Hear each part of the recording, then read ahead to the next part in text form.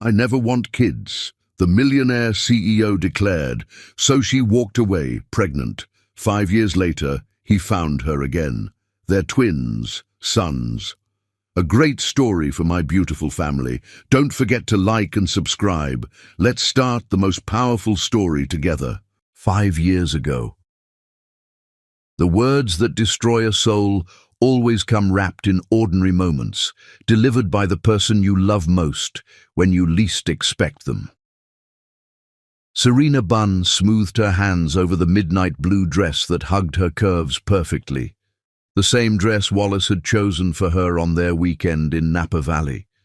Tonight felt different, electric with possibility, heavy with the secret she carried like a precious jewel in her heart. Through the floor-to-ceiling windows of Wallace Galbraith's penthouse, Seattle's skyline glittered like scattered diamonds, but nothing could outshine the joy bubbling inside her chest. 2 pink lines, 2 beautiful, life-changing pink lines that had appeared on the pregnancy test just that morning. She touched her still flat stomach, imagining the tiny miracles growing inside. Twins. The doctor had confirmed it with a smile that rivaled the sunrise. After 6 months of loving Wallace Galbraith with every fibre of her being, after nights when he whispered her name like a prayer and mornings when he looked at her as if she'd hung the stars themselves, she was carrying his children. "You're glowing tonight," Wallace said, emerging from his study with that devastating smile that had first stolen her breath at the charity gala where they'd met. His dark hair was slightly mussed from running his fingers through it, a habit she'd grown to love during his late-night business calls. At 30, Wallace Galbraith commanded boardrooms and conquered markets with the same intensity he brought to everything else, including loving her. "Am I?" Serena's voice carried a musical lilt that made him pause, wine glass halfway to his lips. The penthouse around them spoke of his success: Italian leather, original artwork, a kitchen that had never seen a home-cooked meal until Serena started staying over. But tonight, none of it mattered. Tonight was about their future, about the family they would build together. Wallace set down his wine and crossed to her, his movements fluid and confident. Even in casual clothes, dark jeans, and a cream cashmere sweater, he carried himself like royalty. When he reached for her hands, she noticed his were slightly trembling. "Serena, there's something I need to discuss with you." Her heart skipped. Was he going to propose? The timing would be perfect. She could share her news right after, watch his face transform with wonder and joy. She'd dreamed of this moment, planned how she'd tell him about the babies. "I've been thinking about us," he continued, leading her to the plush sofa that faced the windows. "About our future." "So have I," she whispered, her hand instinctively moving toward her stomach before she caught herself. Wallace sat beside her, his blue eyes serious in a way that should have warned her. "You know how much you mean to me. These past 6 months have been incredible. You've brought something to my life I didn't know I was missing." Warmth flooded through her. This was it. This was the moment their real life would begin. "But I need to be completely honest with you about something." His voice dropped, taking on the tone he used in business meetings when delivering ultimatums. "I need you to understand my position on children." The word children hit her like a physical blow, but she forced herself to remain calm. Maybe he was worried about timing, about being ready. She could reassure him, tell him that love made people ready, that they would figure it out together. "Wallace, I never want kids, Serena." The words fell between them like shards of broken glass. "Not now, not ever. Children would destroy everything I've built, everything I've worked for. They're a complication I can't afford, a responsibility that would consume the life I've carefully constructed." The blood drained from her face so quickly she felt dizzy. Around them, the penthouse suddenly felt cold, cavernous, more like a museum than a home. The city lights beyond the windows blurred as tears gathered in her eyes. She tried to speak, but her voice had abandoned her. "I know society expects certain things," Wallace continued, oblivious to her distress, warming to his subject the way he did when explaining business strategies. Marriage, children, the whole domestic scenario. "But I've seen what that does to people. My parents' marriage barely survived my childhood. My father's business suffered because he was constantly distracted by family obligations. I refuse to make those mistakes." Each word was a knife, twisting deeper. Serena pressed her hand to her stomach, feeling suddenly sick. The babies, their babies, weren't even born yet, and their father was already rejecting them. "The beauty of what we have," Wallace said, reaching for her hand, "is that we can love each other without those complications. We can travel, build our careers, enjoy life without the burden of raising children. We can be selfish with our time, our attention, our resources. Burden." He'd called children a burden. "What if," she began, her voice barely a whisper, what if children were already part of the equation?" Wallace's expression hardened. "Then that someone would need to make a choice, me or them, because I won't compromise on this, Serena. I won't pretend to want something that would fundamentally change who I am and what my life represents." The finality in his voice shattered something inside her chest. This wasn't a discussion or a negotiation. This was a declaration, as unchangeable as the laws of physics. Wallace Galbraith, the man she loved with every breath in her body, would never want their children, would see them as obstacles to overcome rather than blessings to cherish. "I see," she managed, proud that her voice didn't break entirely. "I knew you'd understand." Wallace smiled, the same smile that had made her believe in fairy tales and forever. "That's what I love about you. You're practical, ambitious. You understand that some dreams are worth protecting, even if it means sacrificing others." But she wasn't practical. She was a woman who painted watercolor sunrises and cried at romantic movies, and had been foolish enough to believe that love could conquer anything.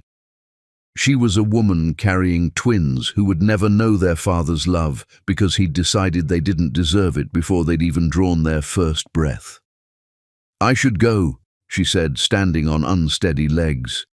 "Go?" Wallace frowned. "But I made reservations at Canlis. I thought we'd celebrate." "Celebrate what?" The question escaped before she could stop it, bitter and broken. "Us, our future, the fact that we want the same things." But they didn't want the same things. They never had. She'd just been too blinded by love to see it. "I need some air," she lied, already moving toward the door. "I'll call you tomorrow." "Serena, wait."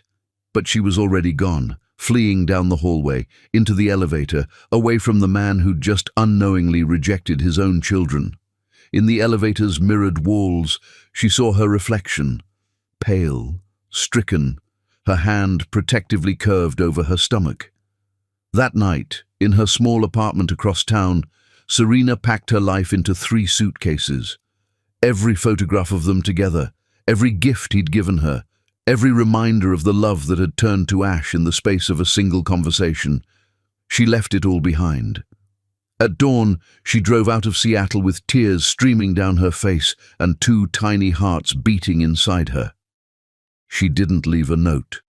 She didn't say goodbye. She simply vanished, taking Wallace's children, the children he never wanted, to a place where they would be loved completely, unconditionally, by the one parent who already adored them. Behind her, the city grew smaller in her rearview mirror.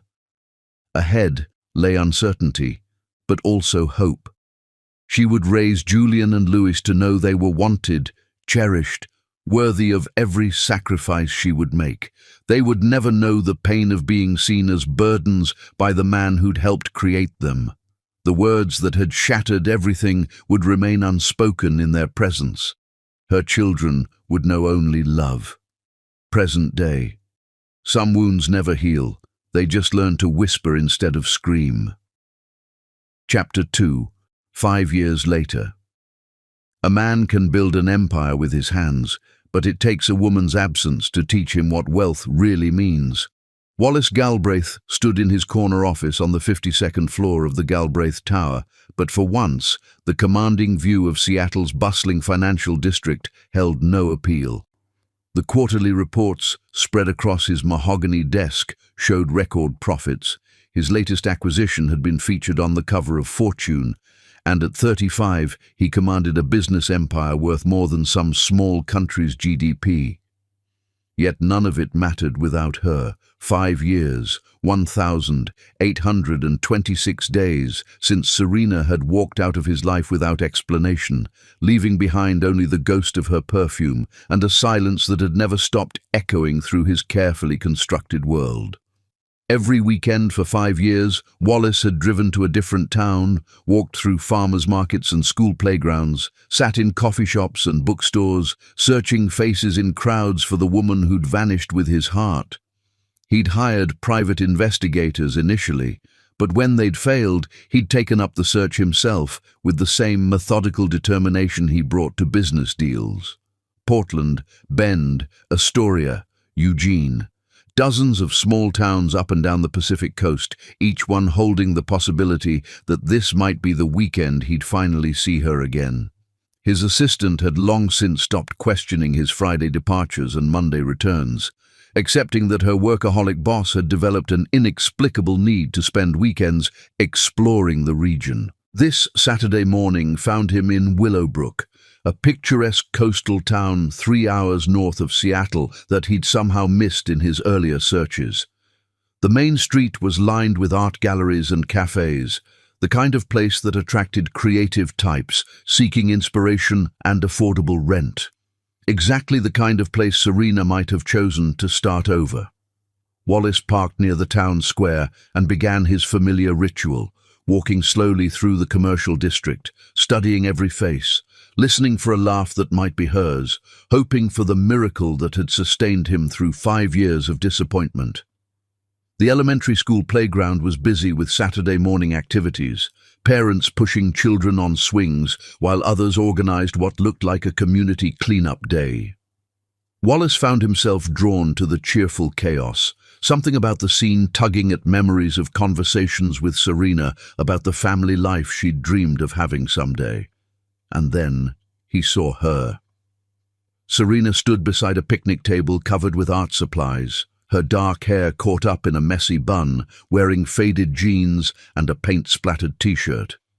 She was laughing at something a small boy had said, her face radiant with the same joy that had first captured Wallace's heart 6 years ago. She was more beautiful than his memory had dared preserve, and for a moment he couldn't breathe. But it was the children flanking her that made his world tilt on its axis. 2 identical little boys, perhaps 5 years old, with dark hair that fell in waves exactly like his own, and blue eyes that mirrored his perfectly. They were helping her organize paintbrushes, their small faces serious with concentration, and when one of them looked up and smiled, Wallace felt his knees go weak. The timeline clicked into place with devastating clarity. 5 years since Serena had left.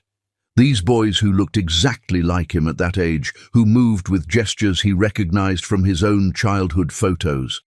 The way Serena's hand rested protectively on one boy's shoulder, the casual intimacy that spoke of years of shared life. These were his children, his sons, the children Serena had been carrying when he'd delivered his cruel ultimatum about never wanting kids. Wallace stood frozen at the edge of the playground, watching the family he'd never known existed. One of the boys, he could see a small scar on the child's chin that distinguished him from his twin, was showing Serena a painting he'd created, his face glowing with pride. The other was carefully washing paintbrushes in a water bucket, his tongue poking out in concentration. "Julian, that's beautiful," Serena said, her voice carrying clearly across the playground. "You've really captured the way morning light looks on the water." "Louis is better at painting boats," Julian replied with the generous spirit of a child secure in his mother's love. "But I like painting the sky." Julian and Louis, His sons had names, personalities, 5 years of life he'd missed entirely. Wallace watched Louis abandon his brush-washing to wrap his arms around Serena's waist in a spontaneous hug and felt something break open in his chest. This was what he'd given up. Not just Serena, not just the abstract concept of children, but this. A Saturday morning in a small town, watching his sons discover art while their mother guided them with infinite patience. This was the life his arrogant words had cost him. "Mama, can we show Mrs. Martinez our paintings when we're done?" Louis asked, bouncing on his toes with excitement. "Of course, sweetheart. She'll love to see what you've created." Wallace forced himself to move closer, his heart pounding so hard he was sure everyone in the playground must be able to hear it. He needed to see their faces clearly, needed to confirm what his heart already knew with absolute certainty. As he approached the art station, Julian looked up from his painting and their eyes met. Blue eyes identical to Wallace's own, set in a face that was unmistakably his child's face. The boy tilted his head with curious interest, studying this tall stranger with the unconscious intensity that Wallace recognized from his own childhood. "Hello," Julian said politely, the greeting of a well-mannered child meeting an adult. "Hello," Wallace managed, his voice rougher than he'd intended. Serena looked up at the sound of his voice, and the world stopped turning. 5 years collapsed into nothing. Every day of searching, every night of regret, every moment of wondering if he'd imagined the depth of what they'd shared. It all condensed into this single instant when their eyes met across a picnic table covered with children's artwork. The color drained from Serena's face, her hand instinctively moving to grip Julian's shoulder as if to protect him. Louis, oblivious to the tension suddenly crackling in the air, continued washing brushes and humming under his breath. Wallace. His name on her lips was barely a whisper, carrying 5 years of pain and surprise, and something that might have been longing before she shuttered her expression into careful neutrality. "I found you," he said, the words inadequate for the magnitude of this moment. Serena's gaze flicked to the boys, then back to his face, and he saw the exact moment she realized what he was seeing, what conclusions he was drawing from the evidence before him. "Boys," she said, her voice carefully controlled, "why don't you take your paintings over to Mrs. Martinez? Show her what you've been working on." "But Mama," Louis began. "Now please," Serena said, her tone gentle but firm in the way that brooked no argument. Julian, always the more perceptive twin, looked back and forth between his mother and Wallace, with eyes too wise for a 5-year-old. But he took Louis's hand and led him away, casting one last curious glance over his shoulder at the tall man who'd made his mama look scared. When they were out of earshot, Serena finally spoke. "How long have you been looking for me?" 5 years, Wallace said simply. "Every weekend, every town between here and California, I never stopped searching." "Why?" The question came out broken, desperate. "You got what you wanted, Wallace. A life without complications, a life without children." Wallace looked across the playground to where Julian was showing his painting to an elderly woman who must be Mrs. Martinez, while Louis chattered excitedly about his brush-washing technique. His sons, beautiful, perfect, 5 years old, and growing up without knowing their father existed. "Because I was wrong," he said, his voice thick with regret. "About everything. About children, about what mattered, about what I wanted my life to be. I've spent 5 years learning what it feels like to live without the people who matter most." "They don't know," Serena said suddenly, understanding flooding her voice. "They don't know you're their father." Wallace's throat closed with emotion. "What do they know?" "That their daddy works very far away and can't visit." Serena's voice was carefully neutral, but Wallace caught the tremor underneath. "I told them you love them, but your job keeps you traveling." Even in protecting herself, even in running from his rejection, she'd been kind. She'd given their sons a father who loved them from a distance, rather than one who hadn't wanted them at all. "Serena," Wallace began, but she was already shaking her head. "You can't just show up here and expect—" "Mama!" Louis came running back, his painting clutched in his small hands. "Mrs. Martinez said my boat looks like it could sail right off the paper, and she wants to know if we can help with the mural project next week." He skidded to a stop beside Serena, then looked up at Wallace with open curiosity. "Are you going to help with the mural too? It's going to have ocean waves and seagulls and everything?" Wallace knelt down to Louis's eye level, bringing himself face to face with his son for the first time. Up close, the resemblance was even more striking.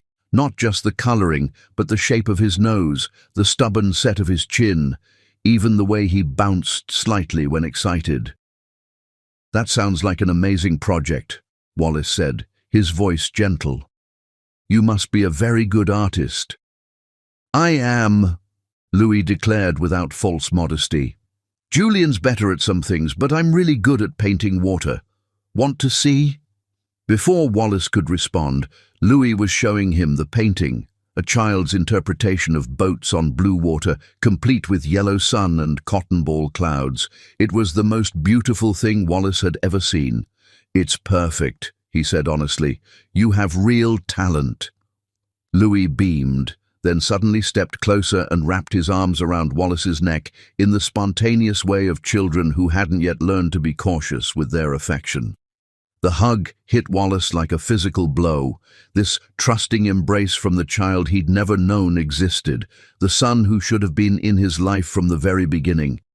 He closed his eyes and held Louis carefully, breathing in the scent of paint and little boy shampoo and possibilities he'd thought he'd lost forever.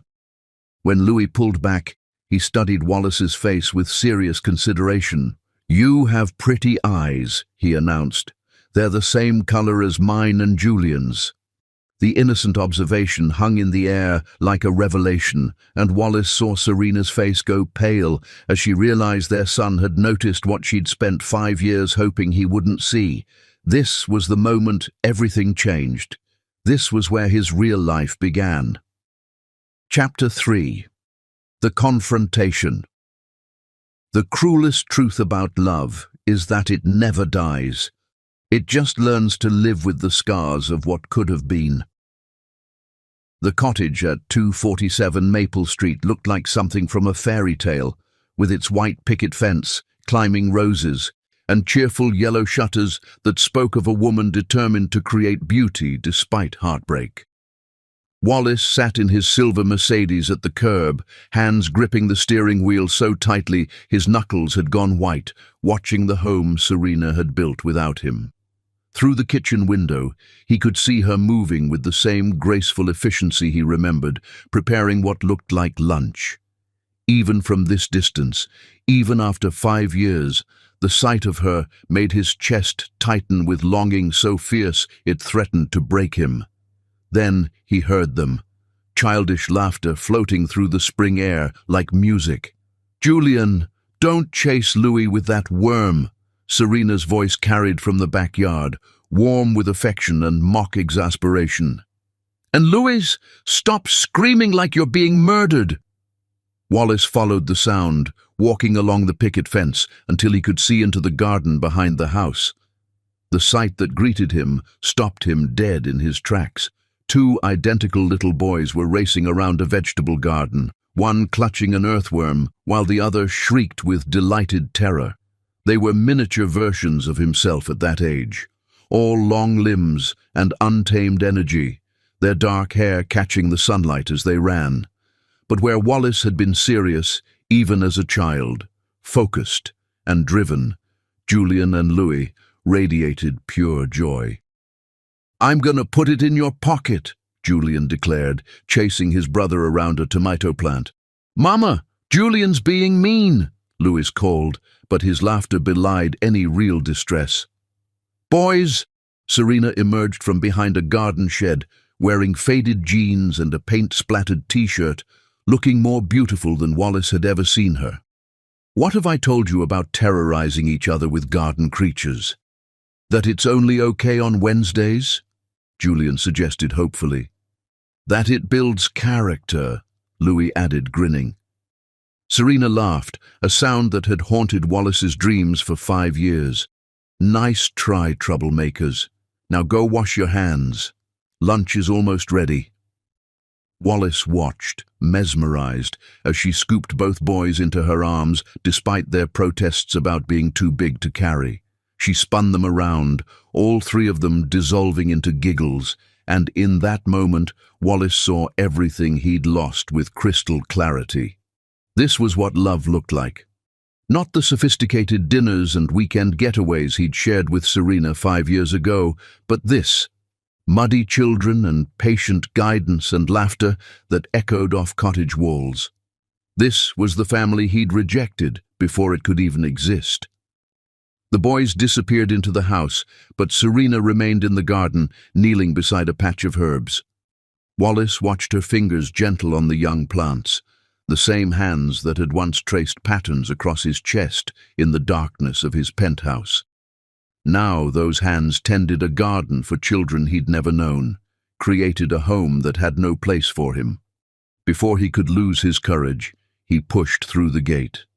The soft click of the latch made Serena look up, and the world stopped turning. 5 years collapsed into nothing. Every day of searching, every night of regret, every moment of wondering if he'd imagined the depth of what they'd shared. It all condensed into this single instant when their eyes met across a garden that smelled of growing things and second chances. Serena's face went through a kaleidoscope of emotions. Shock, pain, anger, and something that might have been longing before she shuttered her expression into careful neutrality. Wallace. His name on her lips was barely a whisper. Hello, Serena. She stood slowly, brushing dirt from her knees, buying time to compose herself. When she faced him fully, Wallace could see the changes 5 years had wrought. She was still breathtakingly beautiful, but there was a strength in her bearing that hadn't been there before, a quiet confidence that spoke of battles fought and won. What are you doing here? Her voice was steady, controlled, but Wallace caught the slight tremor underneath. I found you. The words came out rougher than he'd intended. After 5 years, I finally found you. I wasn't hiding. Weren't you? Wallace stepped closer, close enough to see the flecks of gold in her dark eyes, close enough to catch her familiar scent beneath the garden soil and spring air. You disappeared without a word, Serena. One day you were in my life, and the next, you got exactly what you wanted. The anger broke through her composure like water through a dam. A life without complications, a life without children cluttering up your perfect existence. The accusation hit him like a physical blow, but Wallace forced himself to hold her gaze. I was wrong. You were honest. Serena's laugh was bitter, broken, brutally, devastatingly honest. And I'm grateful for that honesty, Wallace, because it saved my children from growing up with a father who would see them as burdens. My children. Not our children. The distinction carved another piece from his already shattered heart. They're mine too, he said quietly. Serena's composure cracked entirely. Don't you dare stand in my garden and claim them now. You made your choice 5 years ago. I didn't know. You didn't want to know. The words exploded from her with 5 years of suppressed pain. I tried to tell you, Wallace. That last night I asked you what would happen if children were already part of the equation, and you looked at me like I was suggesting we burn down your precious empire. You gave me an ultimatum. You or them. So I chose them. Wallace felt the ground shifting beneath his feet as the full weight of his failure crashed over him. She had tried to tell him, in her careful way, with the gentle approach he'd once found so endearing, she'd tried to share the most important news of their lives, and he'd shut her down before she could even begin. Serena, if you had known what? You would have done your duty, married me because you had to, raised children you resented because society expected it. She shook her head, tears threatening at the corners of her eyes. I loved you too much to trap you in a life you didn't want. I loved our babies too much to subject them to a father who would always see them as mistakes. They're not mistakes. The words came from somewhere deep in his soul, a truth he'd only recently discovered. They're miracles. They're beautiful and perfect and you've been watching us. Her voice went cold with realization. You've been having us watched, photographed, studied like specimens. Wallace's silence was answer enough. Get out. The words were quiet, deadly. Get out of my garden, get out of my town, and get out of our lives. Serena, please. Mama? A small voice interrupted from the kitchen doorway. Julian stood there, his dark hair tousled, his blue eyes, Wallace's eyes, wide with curiosity. Who's the man? Wallace's breath caught in his throat. This was his son. This beautiful, serious little boy was his child, and he was looking at his father like a stranger, because that's what Wallace was, a stranger who had forfeited his right to be anything more. Just someone who was leaving, Serena said, but her voice was gentler now, careful not to frighten Julian. But Louis had appeared beside his brother, and where Julian was cautious, Louis was bold. He walked right up to Wallace with the fearless curiosity of a 5-year-old, tilting his head in that achingly familiar gesture. You're really tall, Louis observed. Are you a giant? Despite everything, Wallace felt his lips twitch with the ghost of a smile. No, I'm not a giant. Louis, come here, Serena called, but Louis was already reaching up to touch Wallace's hand. The contact was electric. This tiny hand in his, so trusting, so warm, so absolutely perfect. Wallace looked down at his son, and felt his careful control finally shatter. You have pretty eyes, Louis said solemnly. They're like mine and Julian's. Louis, Serena's voice was sharp with panic. Come away from there right now. But Julian had joined his brother, studying Wallace with an intensity that was pure Serena. Mama, why are you crying? Wallace looked up to see tears streaming down Serena's face, and he knew that his own eyes were bright with unshed emotion. Standing there in her garden with both boys reaching for him, Julian with cautious interest, Louis with open affection, Wallace understood the true magnitude of what he'd lost. These weren't just children. They were his children. They were 5 years of bedtime stories he'd never read, 5 years of scraped knees he'd never kissed better, 5 years of "I love you, Daddy" that would never be spoken. They were birthday parties and Christmas mornings and first days of school that had happened without him. They were everything he'd been too afraid to want until it was too late. Serena, he said, his voice breaking on her name. I know I have no right to ask this. I know I gave up any claim to your forgiveness when I spoke those words 5 years ago, but please, let me try to make this right. Let me try to be the man they deserve, the father they need. It's too late for that. But even as she said it, Serena was watching Julian lean against Wallace's leg while Louis examined the expensive watch on his wrist. They don't need a father who shows up when it's convenient and disappears when it gets difficult. I won't disappear again. The promise came from the depths of his soul. I've spent 5 years learning what life feels like without you, without them. I won't make that mistake twice. Mama, Julian looked up at his mother with those impossibly wise eyes. Is this our daddy? The question hung in the air like a prayer, innocent and devastating in its simplicity. Wallace held his breath, waiting for Serena's answer, knowing that whatever she said would determine the course of all their lives. Serena looked at Wallace, really looked at him, and for a moment he saw past her anger to the pain underneath. The loneliness of 5 years raising twins alone, the exhaustion of being the only parent to weather tantrums and celebrate achievements, the heartbreak of watching her sons wonder why they were different from other families. Yes, she whispered finally, the word barely audible.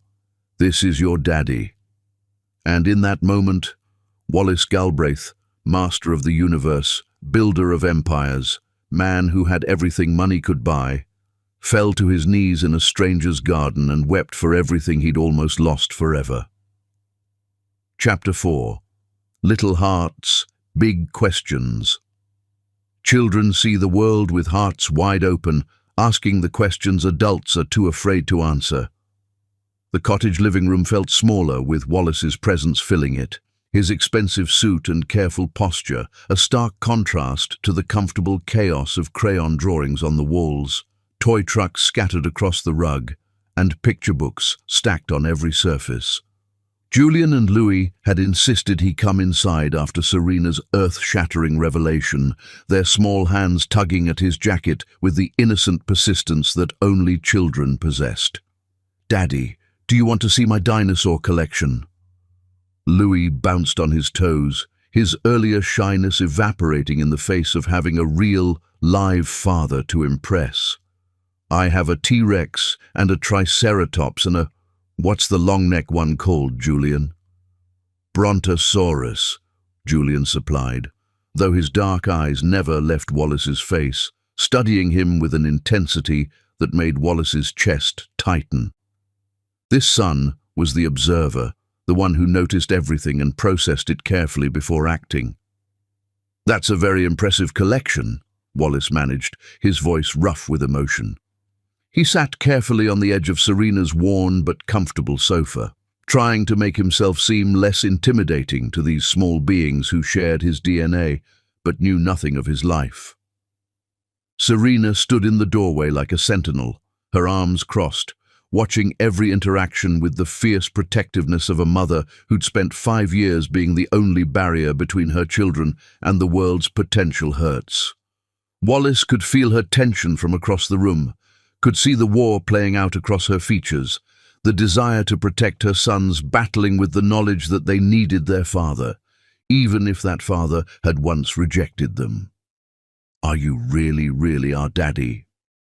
Louis climbed onto the sofa beside Wallace with the casual intimacy of a child who'd never learned to fear strangers.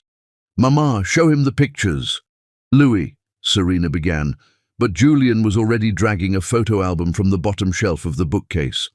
"These are all the pictures of us growing up," Julian explained with serious 5-year-old gravity, climbing onto Wallace's other side and opening the album across his lap.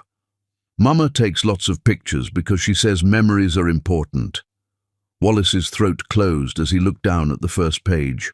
Serena in a hospital bed, exhausted but radiant, holding 2 impossibly tiny babies.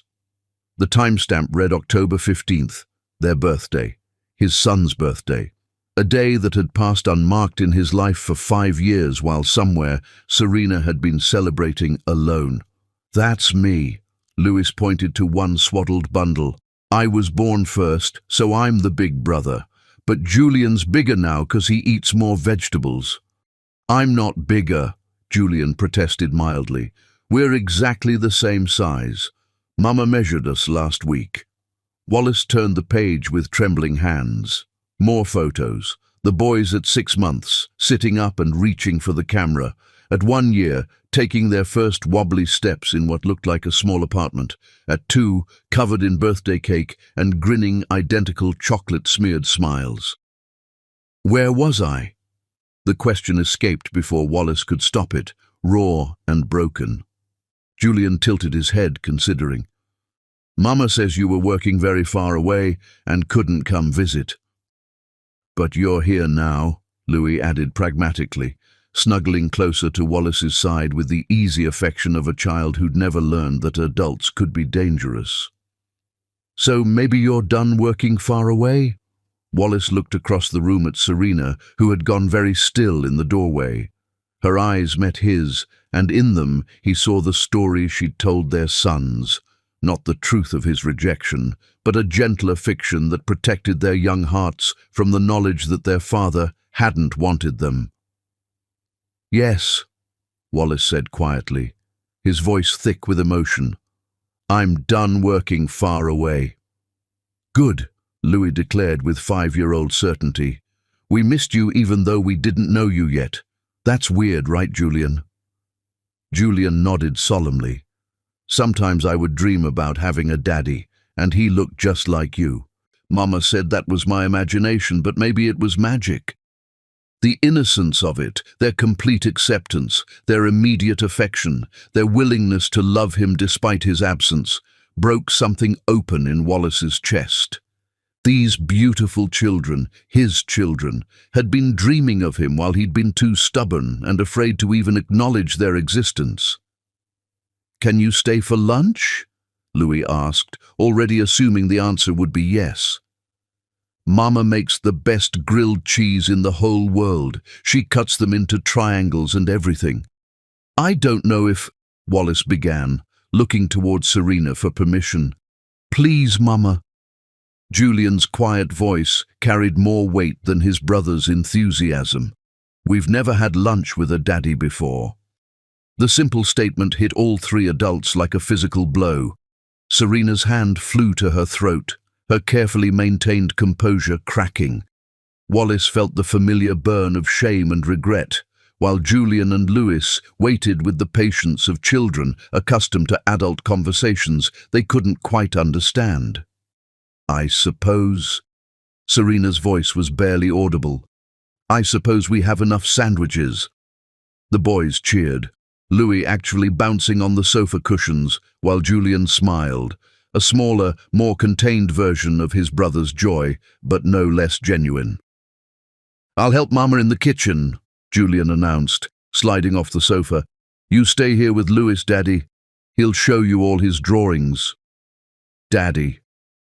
The word hit Wallace like lightning every time one of his sons said it. He'd never imagined how it would feel to be called that, had never wanted to know. Now it seemed like the most beautiful sound in the world. "I drew this one yesterday," Louis was saying, pulling a sheet of construction paper from a stack on the coffee table. "It's our family." Wallace studied the crayon drawing with the seriousness it deserved.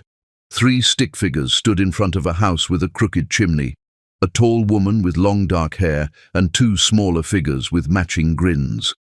But there was a 4th figure, set apart from the others, sketched in lighter strokes as if the artist wasn't sure whether it belonged. "Who's this?" Wallace asked, pointing to the separate figure. "That's our daddy," Louis explained matter-of-factly. "I always draw him, but I never knew what he looked like, so I had to guess. But I got it right. You're tall, and you have dark hair, and you look kind." Wallace's vision blurred. This child, his child, had been including him in family portraits for years, holding space for a father he'd never met, somehow knowing that somewhere out there, someone belonged with them. "You did get it right," Wallace managed. "You're a very good artist." "Julian's better. He draws dinosaurs that look real. I'll show you." Louis scrambled off the sofa and rummaged through a box of artwork, chattering constantly. "This is Julian's T-Rex. See how he made the teeth all pointy? And this is his Stegosaurus." He looked it up in a book to make sure he got the spikes right. Julian's really smart. He knows all the dinosaur names and he can read chapter books and everything. Each detail was a gift and a torture. 5 years of his sons' lives, their personalities and preferences and talents, delivered in an endless stream by a child desperate to share everything with his newly discovered father. "What about you?" Wallace asked. "What do you like besides dinosaurs and drawing?" "I like butterflies," Louis said without embarrassment, "and flowers, and I'm really good at hugging. Mama says I give the best hugs in the universe. Want to see?" Before Wallace could respond, Louis launched himself into his arms with complete trust, small arms wrapping around Wallace's neck with fierce affection. The embrace was warm and sweet and utterly perfect, smelling of apple juice and boy shampoo and innocence. "Louis gives the best hugs," Julian confirmed from the kitchen doorway, where he'd appeared carrying a plate of carefully arranged sandwich triangles. "But I'm better at reading bedtime stories. I do all the voices different. I would love to hear you read a story." Wallace said, still holding Louis, still marveling at how natural it felt to have his son in his arms. Really? Julian's eyes lit up. I could read you Where the Wild Things Are. It's my favorite. Mine too, Louis added, especially when Julian makes Max sound all growly. They ate lunch at the small kitchen table, Wallace's expensive suit looking absurdly out of place between two booster seats. The boys chattered non-stop, telling him about their school, their friends, their teacher, Miss Valencia, who let them plant seeds in the classroom and take turns feeding the class goldfish. Serena remained quiet throughout the meal, but Wallace caught her watching him with an expression he couldn't quite read. There was pain there and wariness, but also something that might have been wonder as she observed him with their sons. "Daddy," Louis said around a bite of sandwich, "do you have to go back to working far away?" The question made Serena go very still, her sandwich forgotten halfway to her mouth. "I don't know," Wallace answered honestly. "That depends on a lot of things." "Like what?" Julian asked with his characteristic directness. Wallace looked at Serena, then back at his sons. These perfect little people who'd accepted him so completely, so quickly, despite his years of absence. "Like whether your mama thinks it's okay for me to stay nearby, whether you want me to be part of your lives, whether I can learn how to be a good daddy." "You're already a good daddy," Louis declared with absolute certainty. "You listened to all my stories, and you didn't say my hug was too tight and you like my drawings. And you have kind eyes," Julian added quietly. "Mama always says you can tell if someone's good by looking at their eyes." Wallace's gaze found Serena's across the table. Her own eyes were bright with unshed tears, and he wondered what she saw when she looked at him now. The man who'd rejected their children, or the man who was struggling to prove himself worthy of their love? "Can we show Daddy our room?" Louis asked, bouncing in his chair. "We have bunk beds and everything." "After you finish your lunch," Serena said, finding her voice at last. "Both of you." The boys applied themselves to their sandwiches with renewed focus, and Wallace found himself memorizing every detail. The way Julian ate his crusts first, the way Louis hummed under his breath while he chewed, the comfortable silence that spoke of a family ritual performed countless times. This was what he'd given up. Not just Serena, not just the abstract concept of children, but this, ordinary moments made extraordinary by love, the simple pleasure of sharing a meal with people who belonged to you completely. "Daddy?" Julian's voice was smaller now, uncertain. "Are you going to disappear again?" The question hung in the air like a challenge. Wallace looked at this serious little boy, his son, who'd learned too young that adults could leave without warning, could vanish from lives and leave only empty spaces behind. "I don't want to," Wallace said carefully. "I never wanted to disappear the first time. I just didn't know you existed." "But you know now," Louis pointed out with flawless 5-year-old logic. "Yes," Wallace agreed. "I know now." "Then you'll stay?" Julian pressed, needing certainty in a way that broke Wallace's heart. Wallace looked at Serena, who was watching this exchange with an expression of such vulnerability it made his chest ache. She'd spent 5 years being everything to these boys. Mother and father, protector and provider, the constant in their ever-changing world. Now she was being asked to trust the man who'd once rejected them, to believe that he'd changed enough to be worthy of their love. "I'll stay as long as your mama says it's okay," Wallace said finally, "and as long as you want me here." "We want you here forever," Louis announced immediately. Julian was more cautious, as always. "What if you change your mind? What if you decide you don't want to be our daddy anymore?" The question was like a knife to Wallace's heart. This child, his child, was already protecting himself against abandonment, already learning that love could be conditional, temporary. "Julian," Wallace said, reaching across the table to touch his son's small hand, I can't change your mind about a lot of things, but I will never, ever change my mind about wanting to be your daddy. You and Louis are the most important things in the world to me." "More important than work?" Julian asked skeptically.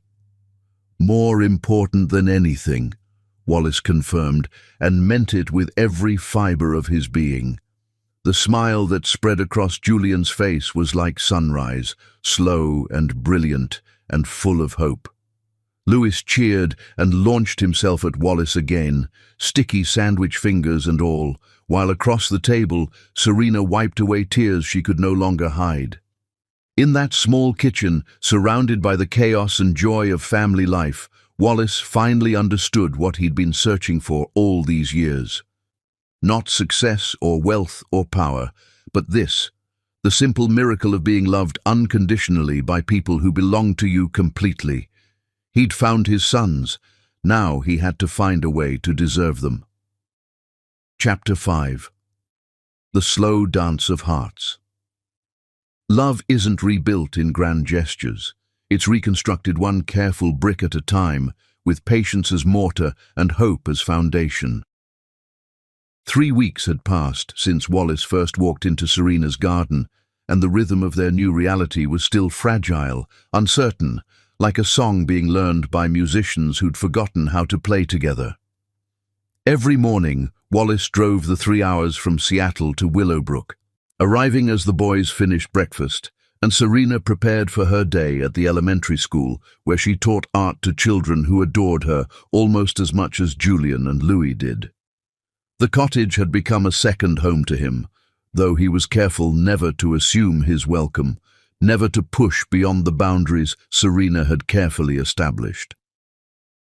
He slept in Willowbrook's only hotel, a charming bed and breakfast run by Phoenix Whitmore, Serena's closest friend and fiercest protector.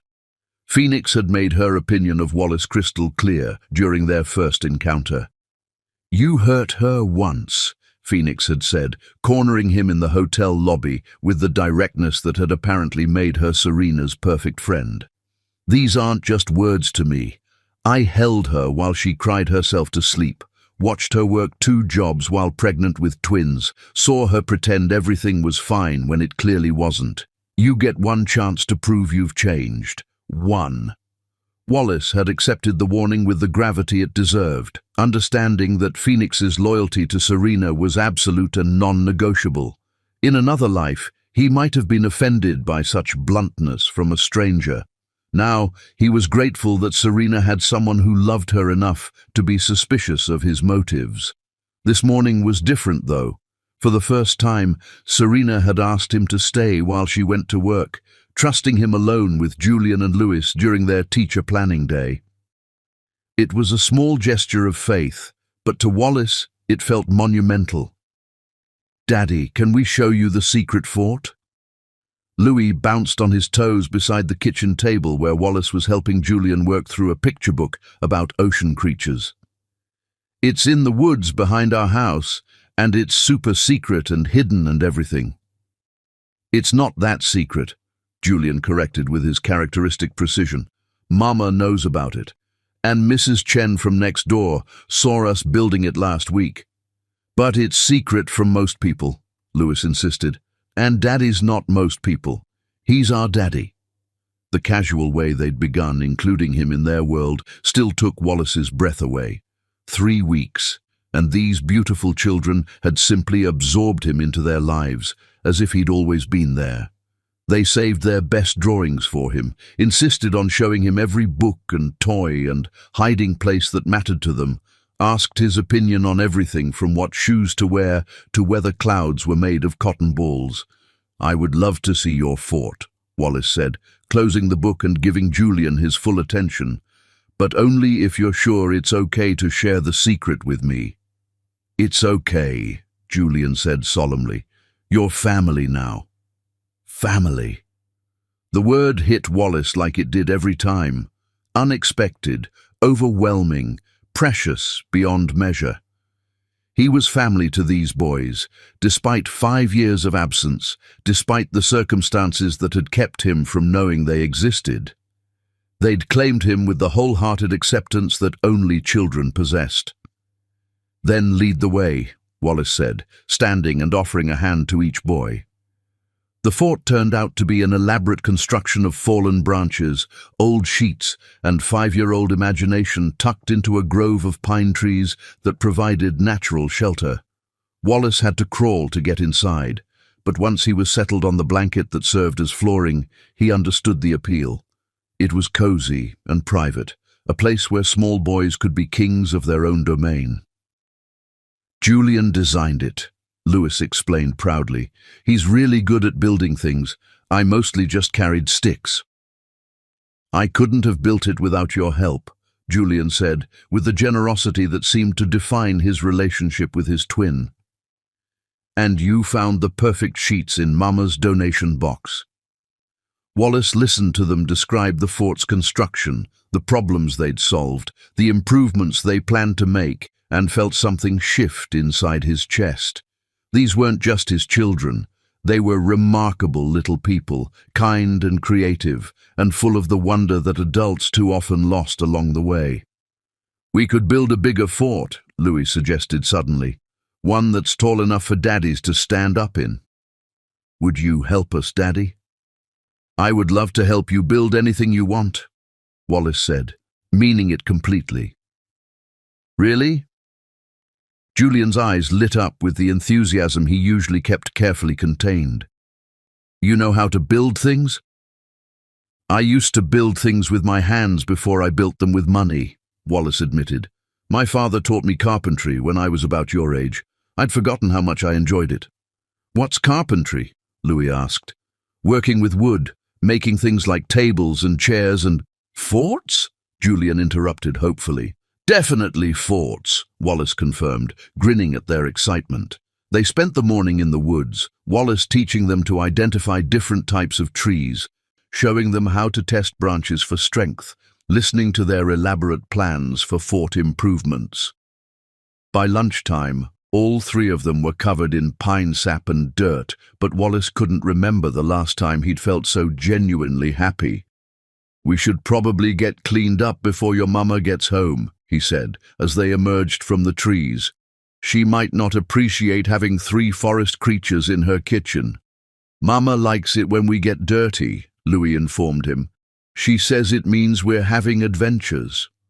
"But she also likes it when we wash our hands before lunch," Julian added pragmatically. They trooped inside, Wallace helping both boys scrub pine sap from their fingers while they chattered about their morning. The domestic normalcy of it, helping children wash up, listening to their stories, being needed in the small, immediate ways that made up daily life, felt both foreign and natural to Wallace. "Are you hungry?" he asked, surveying Serena's well-organized kitchen. She'd left sandwich materials and a note with instructions, but the boys were already climbing onto their chairs at the table, clearly expecting him to know what to do. "Mama cuts our sandwiches into triangles," Louis offered helpfully, "and she gives us apples and cheese sticks and juice boxes." "I can handle triangles," Wallace said, pulling ingredients from the refrigerator. But as he worked, he found himself studying the details of Serena's life that surrounded him. The grocery list held to the refrigerator with a magnet shaped like a butterfly, the boys' artwork covering every available surface, the coffee mug in the sink that still held traces of her morning routine. This was the life she'd built without him, practical and beautiful, full of love and laughter and the 1,000 small choices that created a home. She'd taken his rejection and transformed it into strength, created a world where Julian and Louis could grow up feeling secure and valued and cherished. "Daddy?" Julian's voice was quiet, thoughtful. "Why didn't you come see us when we were babies?" The question Wallace had been dreading, delivered with the innocent directness that made it impossible to deflect. "Because I didn't know about you," Wallace said carefully, settling sandwiches in front of both boys. "Your mama and we had a disagreement and she moved away before she could tell me she was having babies." "What kind of disagreement?" Louis asked around a bite of sandwich. Wallace looked at these trusting faces, these children who'd welcomed him so completely and struggled with how much truth to share. They deserved honesty, but they also deserved to keep their innocence a little longer. "I said some things that hurt your mama's feelings," he said finally. "Things I didn't mean, but that made her think I wouldn't be a good daddy to you." "But you are a good daddy," Julian insisted with fierce loyalty. "I'm trying to be," Wallace said. "Every day I'm trying to be the kind of daddy you deserve." "You already are," Lewis declared with 5-year-old certainty. "You listen to our stories and you help us build forts and you cut our sandwiches right and everything." The simple acceptance in their voices made Wallace's throat tight with emotion. These children, his children, were offering him forgiveness he wasn't sure he deserved, love he was still learning how to earn. "Can I ask you guys something?" Wallace said, settling into his own chair. Both boys nodded, suddenly serious. "Are you happy with your mama, with your life here? Is there anything you wish was different?" Julian and Lewis exchanged one of their twin looks, some wordless communication passing between them. "We're really happy," Julian said carefully. "Mama takes good care of us, and we have friends at school, and Phoenix makes the best cookies in the world. But sometimes we wished we had a daddy," Louis added softly. "Not because Mama isn't enough, but because other kids have daddies and we wondered what it would be like." "And now we know," Julian smiled, that slow, brilliant expression that transformed his serious little face. "It's really nice." Wallace had to look away for a moment, overwhelmed by the simple generosity of these children who'd welcomed him into their lives without reservation. The reservation was made without conditions, without the wariness he probably deserved.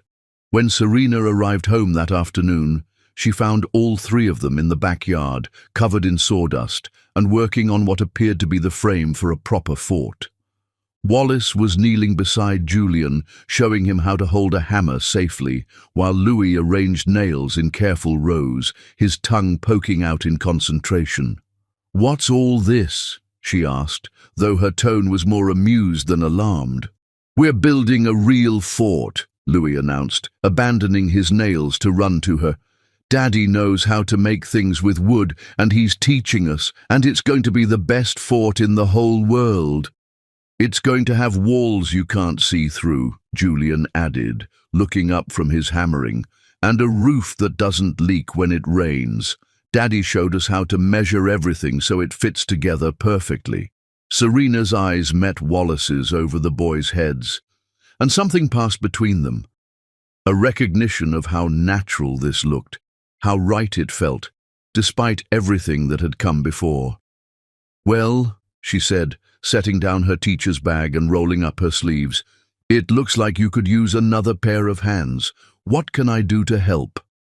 And there, in the late afternoon sunshine, with Julian and Lewis chattering excitedly about their construction project, Wallace felt the first stirring of something he'd thought was lost forever. Not just the possibility of forgiveness, but the hope of building something new together, something stronger than what they'd had before, built on the foundation of these perfect children who'd taught them both what love really meant. Chapter 6. Walls Begin to Crumble. The heart remembers what the mind tries to forget, and love finds its way back through the smallest cracks in our armor.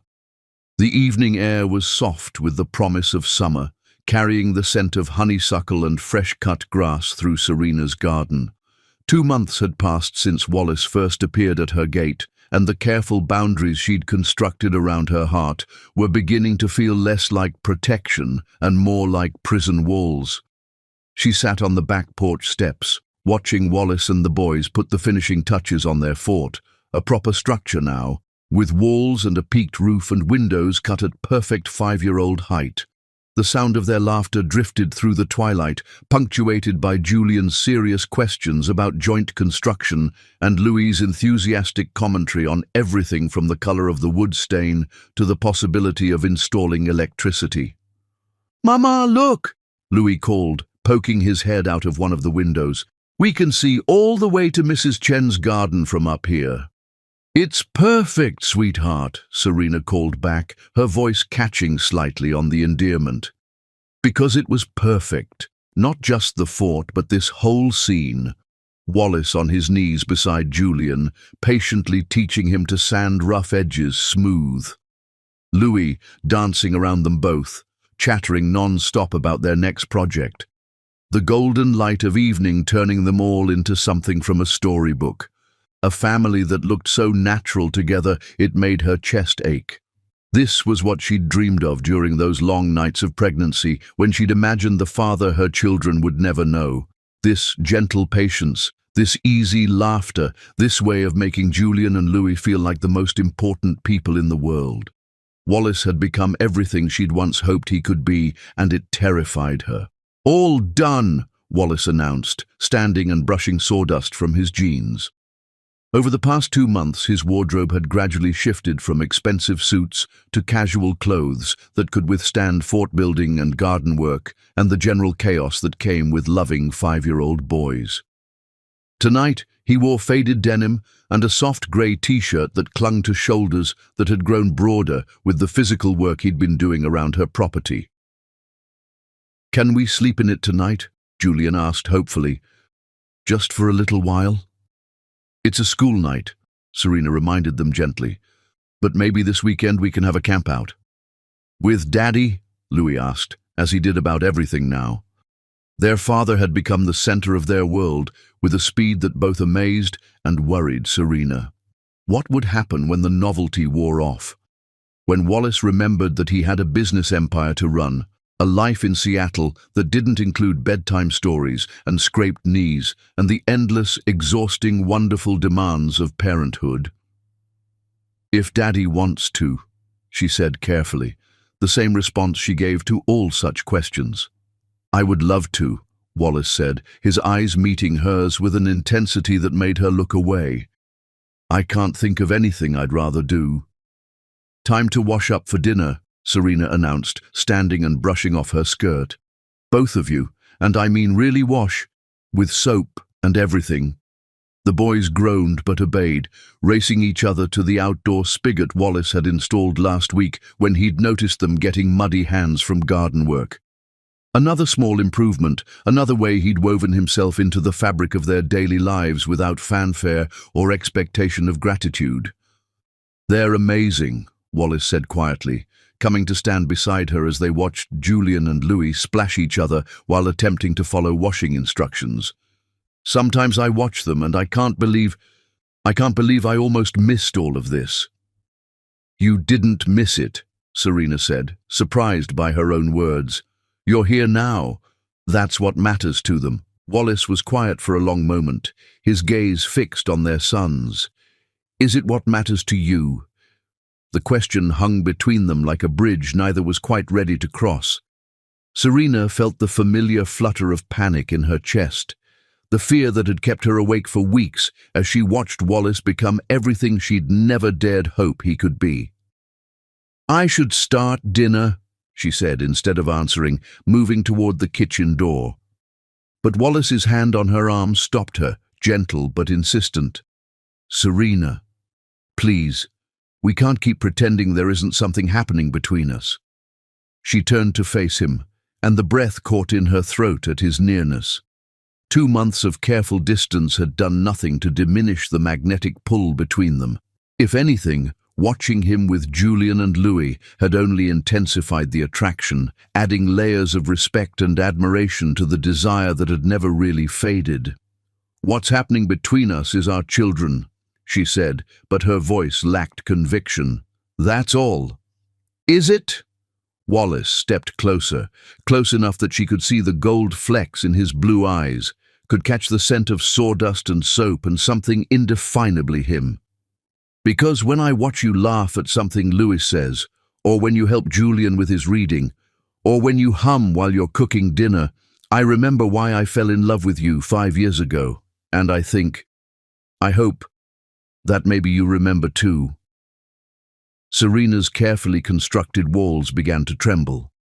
"Wallace, I know I have no right to ask for anything beyond the boys," he continued, his voice dropping to that intimate tone she remembered from their nights together, when the world had been just the two of them, and everything had seemed possible. I know I destroyed what we had when I was too stupid and scared to see what you were offering me, but Serena, these past 2 months, watching you with our sons, seeing the life you've built, the woman you've become, I've fallen in love with you all over again. The words hit her like a physical force, breaking through defenses she'd spent 5 years building. You don't love me, she whispered. You love the idea of a family, the picture we make together, but this isn't sustainable, Wallace. You have a life in Seattle, a business that needs you. I sold it. The simple statement stopped her cold. What? I sold the business. Last week. Sterling's been wanting to buy me out for years, and I finally said yes. Wallace's hands came up to frame her face, his touch achingly familiar. I'm not going anywhere, Serena. I'm not the man who put work before everything else. I can't be that man anymore, not when I know what I'd be giving up. You sold your business? She could barely process the words.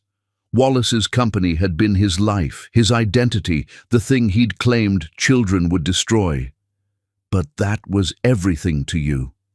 No, he said softly, his thumb tracing the line of her cheekbone.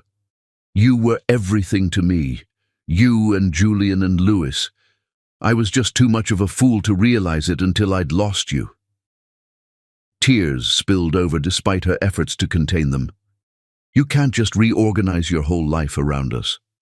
What if this doesn't work? What if it does? Wallace interrupted gently. What if we could have what we should have had 5 years ago? What if our sons could grow up in a house where their parents love each other, where they don't have to wonder why Daddy lives somewhere else? The dream he was painting was everything she'd wanted and been afraid to hope for. But the fear was still there, sharp and persistent. I can't risk their hearts again, she whispered. They love you so much already. If you change your mind, if you decide this isn't what you want, then you'll hate me, and rightfully so, Wallace said. But Serena, I won't change my mind. I can't. Do you know what I think about when I wake up in that hotel room every morning? Whether Julian remembered to brush his teeth, whether Louis had any bad dreams, whether you got enough sleep, or if you were up worrying about money, or the boys, or any of the 1,000 things you handle alone every day. I think about how much I want to be here, in this house, helping with breakfast and homework and bedtime stories. I think about how much I want to hold you again, to wake up beside you, to build the life we should have had from the beginning. His words were breaking her apart, dismantling every careful defense she'd constructed. Wallace, I love you, he said simply. I love the woman you were 5 years ago, and I love the woman you've become. I love watching you with our sons, seeing how patient and wise and strong you are. I love that you sing while you cook, and that you leave little notes in the boys' lunch boxes, and that you turned a broken heart into a beautiful life for our children. I love you, and I want to spend the rest of my life proving that I'm worthy of loving you back. The words hung between them in the gathering darkness, weighted with promise and possibility. Serena felt the last of her walls crumbling, the fear finally overcome by the hope she'd been trying so hard to suppress. Mama? Daddy? Julian's voice drifted from the kitchen doorway. Are you okay? You look like you're crying. Serena laughed through her tears, wiping her face as both boys approached with the concern that children showed when the adults in their world seemed upset. I'm okay, sweetheart, she assured Julian, kneeling to his level. Sometimes grown-ups cry when they're happy too. Are you happy? Louis asked, studying her face with his characteristic intensity. Serena looked at Wallace, at this man who'd somehow become everything she'd never dared dream he could be. Then at her sons, their sons, who were watching this exchange with the innocent hope that children brought to everything. Yes, she said, surprised by the certainty in her own voice. I'm very happy. Good, Louis declared, wrapping his arms around her neck in one of his famous hugs. We want you to be happy, Mama. You and Daddy both. Are we going to be a real family now? Julian asked with his usual directness. Like Tommy at school, where the Mama and Daddy live in the same house? Wallace's eyes met Serena's over the boys' heads, the question hanging between them with all its implications and possibilities. Would you like that? Serena asked softly. More than anything, Julian said seriously. We love Daddy, and we love you, and it would be perfect if we could all be together all the time. All the time? Wallace asked, pretending to consider this seriously. Even when I snore? You snore? Lewis giggled. That's okay. Julian snores too, and I still love him. I do not snore, Julian protested with dignity. You do too. You sound like a baby bear. As the boys dissolved into giggles, debating the relative volume of Julian's nighttime breathing, Serena felt something settle in her chest, a peace she hadn't experienced in 5 years. Looking at Wallace, at the love and hope and determination in his eyes, she finally understood that some risks were worth taking. Yes, she said quietly, the word carrying the weight of forgiveness and trust, and a future she was finally brave enough to claim.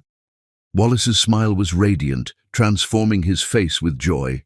Yes, yes to all of it. To trying again, to building something new together, to giving our sons the family they deserve. She paused, taking a shaky breath. To loving you again, even though it terrifies me. It terrifies me too, Wallace admitted, pulling her close with Julian and Louis still giggling between them. But some things are worth being terrified for. And there, in her garden, surrounded by the laughter of their children and the promise of tomorrow, Serena finally let herself believe that sometimes love really could be enough. Chapter 7. The Kiss That Changed Everything. Some kisses are stolen in shadows, others are offered in moonlight, carrying the weight of every tomorrow on their breath. The boys had been asleep for an hour, tucked into their beds with extra stories and lingering goodnight kisses that came with having both parents home. Wallace had read Where the Wild Things Are with all the voices Julian loved, while Louis had claimed Serena's lap for his favorite butterfly lullaby. Now the cottage was wrapped in peaceful quiet, and Serena found herself alone with Wallace in her garden, the space between them crackling with possibility and 5 years of unspoken longing. I should probably head back to the hotel, Wallace said, but he made no move to leave. Instead, he remained on the porch swing beside her, close enough that she could feel his warmth, could catch his scent mixed with sawdust and the lavender soap the boys had insisted he use. Probably, Serena agreed, but her voice lacked conviction. The word yes she'd spoken earlier hung between them like a bridge, and she wasn't ready for him to cross back to his separate world. The garden around them was alive with summer sounds, crickets chirping, leaves rustling in the breeze, distant waves against the shore. Moonlight painted everything in silver, transforming the familiar into something magical. Serena, Wallace said quietly, his voice rough with emotion, about what you said earlier. I meant it. The words came out stronger than she'd expected. All of it. I'm tired of being afraid, Wallace. Tired of protecting myself from something I want so desperately it keeps me awake at night. Wallace turned to face her fully, his blue eyes dark in the moonlight. What do you want? I want to stop pretending that seeing you with Julian and Louis doesn't make my heart race, she said, her voice barely above a whisper. I want to stop lying to myself about why I look forward to your visits, why I find excuses to brush against you when we're cooking together, why I dream about what it would feel like to have you hold me again. Wallace's breath caught, and she saw her own longing reflected in his eyes. I want to stop being afraid that you'll leave, she continued. I want to believe that the man who builds forts with our sons and fixes my broken porch steps is the man who'll still be here when things get difficult. Serena. I want our children to grow up in a house full of love, she said, the words tumbling out. I want them to see their parents kiss good morning and hold hands and dance in the kitchen. I want them to know that love is real and lasting and worth fighting for." Wallace's hand found hers, his fingers intertwining with hers in a gesture so familiar it made her chest ache. "What else do you want?" The question was intimate, loaded with possibility, and Serena felt heat rise in her cheeks. "I want you to kiss me," she whispered. "I want to remember what it feels like to be more than just Julian and Louis's mother. I want to be your woman again." The words hung in the air between them, bold and vulnerable and terrifying in their honesty. For a moment, Wallace just stared at her, as if he couldn't quite believe what he'd heard. Then he was moving, his free hand coming up to cup her face with infinite gentleness. "Are you sure?" he asked, his thumb tracing her cheekbone. "Because if I kiss you, Serena, I won't want to stop. I won't want to go back to my hotel room and pretend we're just co-parents. I'll want everything, you, them, the life we should have had." "Then don't stop," she breathed, leaning into his touch. "Don't go back. Don't pretend anymore." Wallace's control snapped with an almost audible sound. His mouth found hers with 5 years of pent-up longing, and Serena melted into him with a soft moan of surrender. The kiss was everything she remembered and more, tender and desperate, familiar and new, carrying the weight of their shared history and the promise of their future. "God, I've missed you," Wallace murmured against her mouth, his arms coming around her to pull her against him. "Every day for 5 years I've missed you." "I've missed you too," she admitted, the confession torn from somewhere deep in her soul. "Even when I hated you, even when I told myself I was better off without you, I missed you." He kissed her again, deeper this time, his tongue tracing the seam of her lips until she opened for him with a sigh of pure need. The taste of him was achingly familiar. Coffee and mint and something indefinably Wallace that had haunted her dreams. "I love you," he whispered against her throat, his lips trailing fire along her pulse point. "I love you so much it scares me. These past 2 months, watching you with our boys, seeing the incredible woman you've become, I fall more in love with you every day." But even as passion threatened to overwhelm them, a small sound from inside the house made them both freeze. Julian's voice, calling for water, thin with the confusion of a child caught between sleep and waking. They broke apart, breathing hard, and the spell of the moment shattered into the reality of their responsibilities. Serena touched her swollen lips, already missing the warmth of Wallace's mouth. "I should," she began. "Go," Wallace said, his voice rough. "He needs you." Serena stood on unsteady legs, but Wallace's hand caught hers before she could move away. "This isn't over," he said, his eyes burning with promise. "When you're ready, when the time is right, we'll finish this conversation." "What if I'm never ready?" The question escaped before she could stop it, her old fears rising despite the passion still thrumming through her veins. "What if I can't get past the fear that this is all temporary?" Wallace stood as well, pulling her close one more time, his forehead resting against hers. "Then we'll take it one day at a time, one kiss at a time, one moment at a time, until you believe what I know in my heart, that I'm never leaving you again." "Mama!" Julian's voice was stronger now, more insistent. "I'm coming, sweetheart," Serena called, then looked back at Wallace. "Stay," she said impulsively. "Don't go back to the hotel tonight. Sleep on the couch or in the guest room or just stay. I don't want you to leave." Wallace's smile was radiant. "Are you sure?" "I'm sure I don't want to wake up tomorrow wondering if I dreamed this whole conversation," she said honestly. "I'm sure I want our boys to come downstairs and find their daddy making pancakes. I'm sure I want to fall asleep knowing you're close by." "Then I'll stay," Wallace said simply, "for as long as you'll have me." Serena kissed him one more time, quick and sweet, then hurried inside to tend to Julian. Behind her, She heard Wallace settling onto the porch swing, and something tight in her chest loosened at the knowledge that he would be there when she came back downstairs.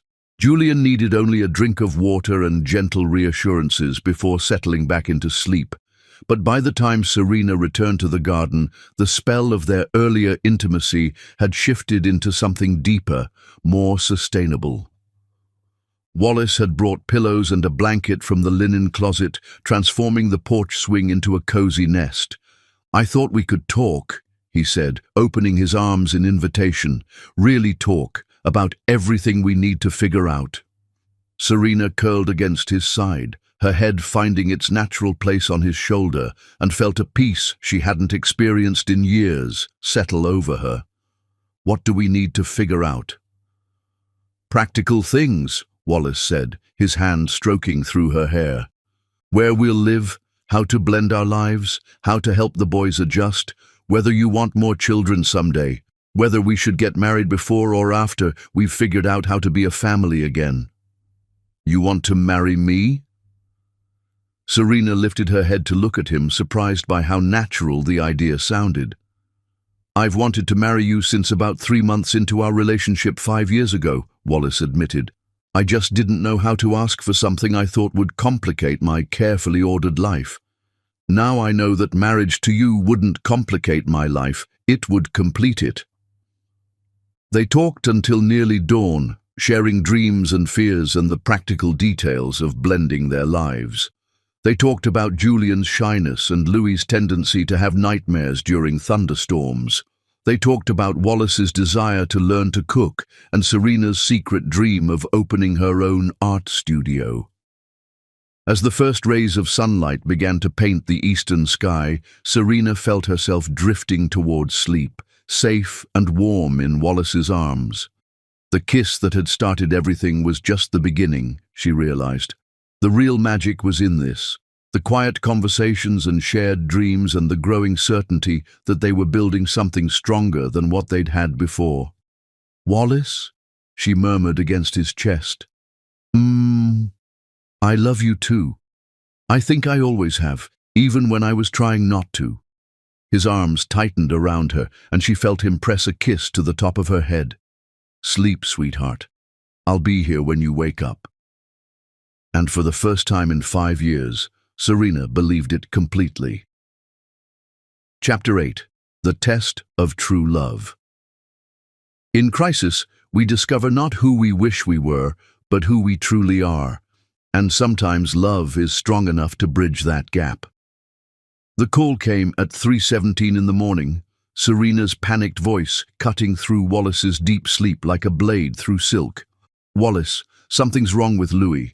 His fever spiked to 104 and he's not responding like he should. I'm taking him to the hospital now." Wallace was already reaching for his clothes before she finished speaking, his heart hammering against his ribs with a terror he'd never experienced. "I'll meet you there." "Which hospital?" "Willowbrook General. Please hurry."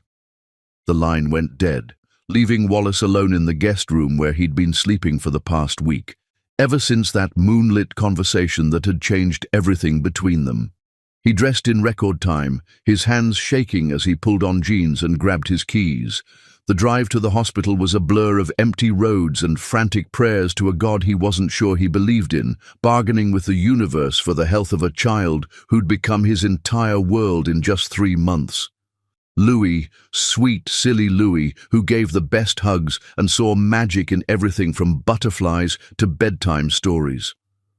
The little boy who'd accepted him as Daddy without question, who'd crawled into his lap that very evening to show him a drawing of their family, complete with stick-figure smiles and a sun that took up half the page. The hospital parking lot was nearly empty at this hour, but Wallace spotted Serena's car immediately. She'd parked crooked across 2 spaces, the door left ajar in her haste to get Louis inside. The sight of that abandoned car, evidence of her panic and fear, made Wallace's chest constrict with helpless rage at the universe for threatening their child. Their child. The possessive thought came naturally now, no longer strange or foreign.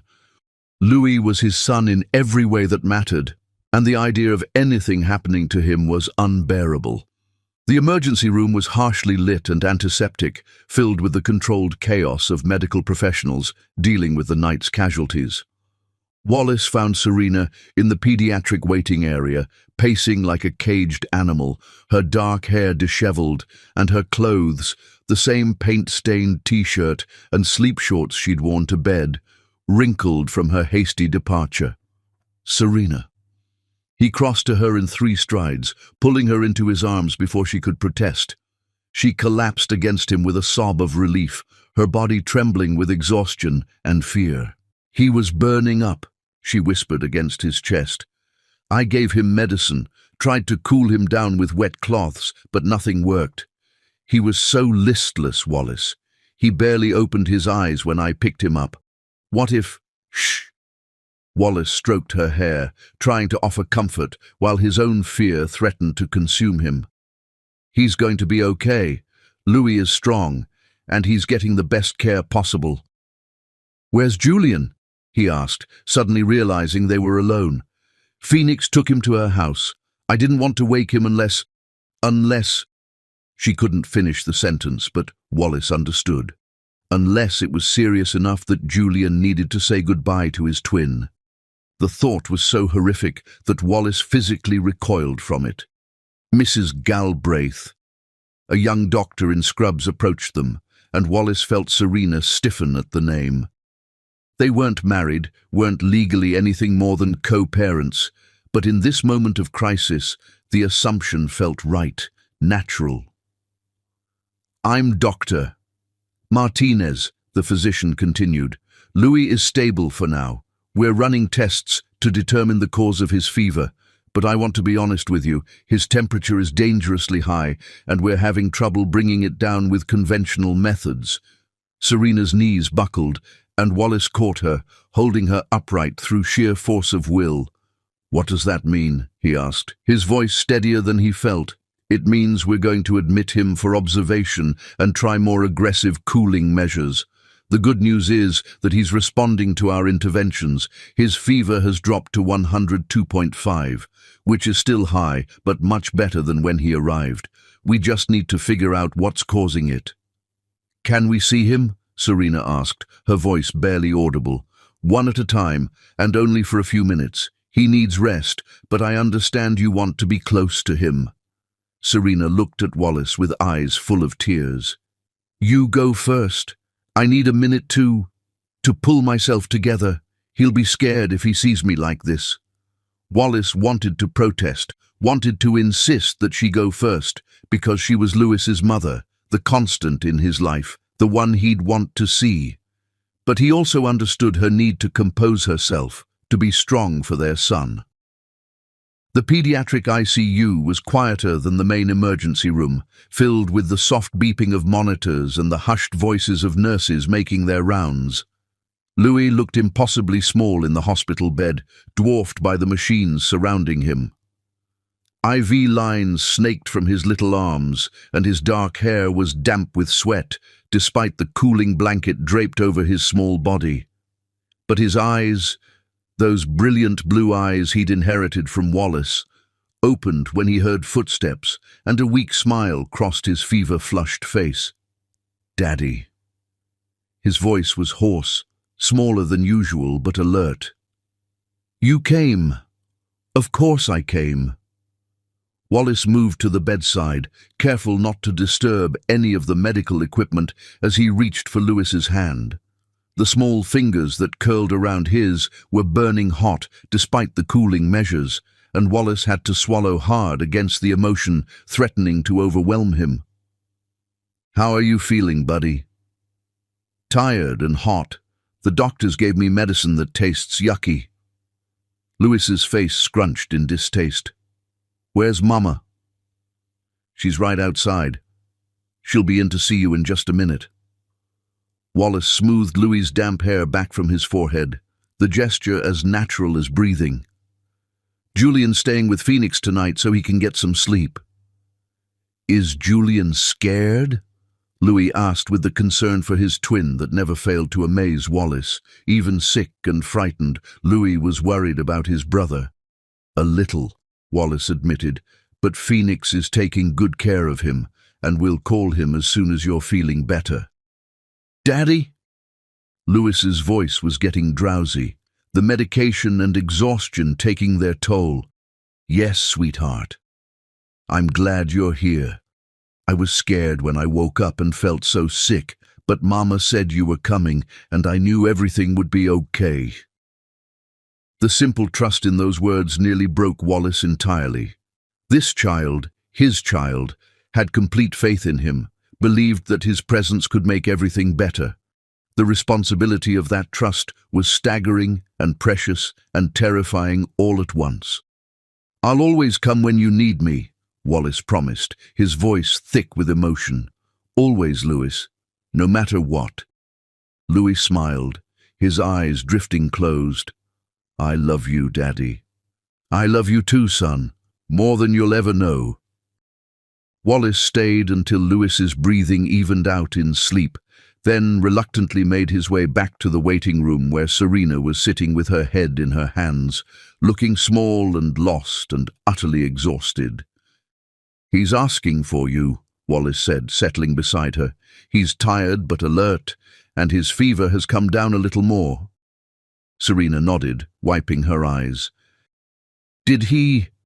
Was he scared? A little. But mostly he was worried about Julian, and he wanted to make sure you were okay. Wallace reached for her hand, intertwining their fingers. He said he was glad I was here, that he knew everything would be okay because you told him I was coming. Fresh tears spilled down Serena's cheeks. He's always been like that, so trusting, so sure that the people who love him will take care of him. Sometimes I worry that the world will break that faith. Not if we can help it, Wallace said firmly. We'll make sure he never has to doubt that he's loved and protected. Serena looked at him then, really looked at him, and Wallace saw something shift in her expression. You mean that, don't you? This isn't just about proving something to me or earning your way back into our lives. You really love them. They're my children, Wallace said simply, not because of DNA or legal documents, but because they've claimed my heart completely. Lewis and Julian are the best parts of me, the parts I didn't even know existed until I met them. I would do anything for them, Serena, anything. Even if loving them means dealing with nights like this, hospital visits and fevers, and the constant worry that comes with being a parent. Wallace thought about the terror he'd felt during the drive to the hospital, the way his heart had stopped when he'd seen Louis so small and sick in that hospital bed. It had been the worst 3 hours of his life, but also the most clarifying. Especially then, he said, the fear, the worry, the sleepless nights. That's not a burden, Serena. That's love.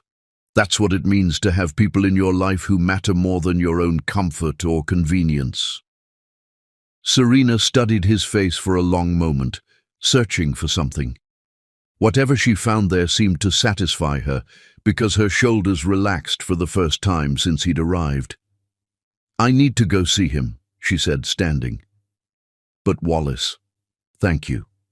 For coming, for staying, for being exactly what he needed tonight. Where else would I be? Wallace asked, genuinely puzzled. He's my son, and you're everything to me. This is where I belong.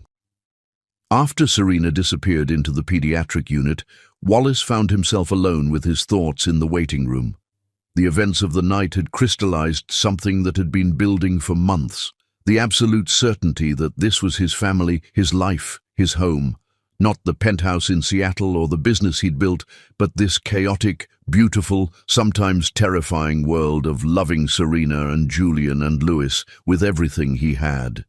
He pulled out his phone and sent a text to Phoenix. Louis is stable. Fever coming down. Will call with updates. Thank you for taking care of Julian. Her response came immediately. Thank God. Julian's asleep, but I'll tell him his brother is okay when he wakes up. You're a good man, Wallace. Serena's lucky to have you. The simple validation from Serena's fiercest protector meant more than Wallace could have imagined. Phoenix had been skeptical of him from the beginning, watching him with sharp eyes and protective instincts.